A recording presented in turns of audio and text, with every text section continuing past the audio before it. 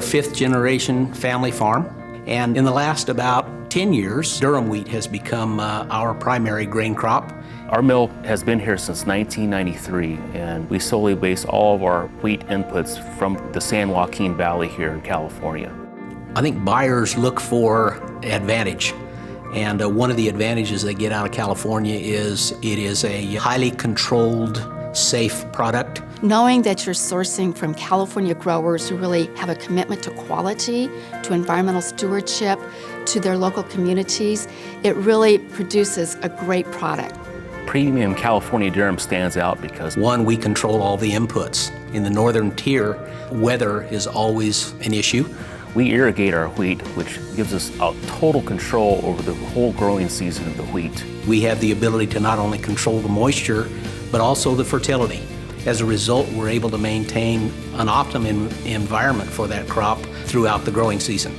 That controlled environment equates to a controlled milling process also.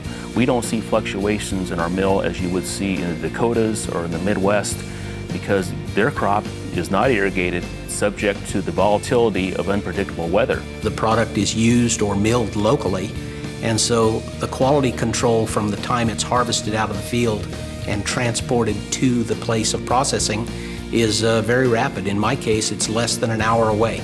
But what's really compelling, I think, for our consumers is to know that when they're buying local from their California growers, they're supporting their local community because of the jobs that come from that. Local sourcing for us is extremely important. We have a lot of local sources already, and we want to give our customer the best product we can put on their table.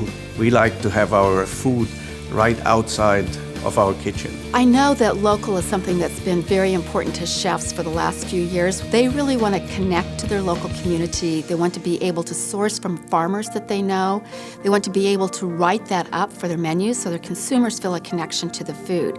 They can talk about the place that it came from. They can talk about the practices that were used to grow that food.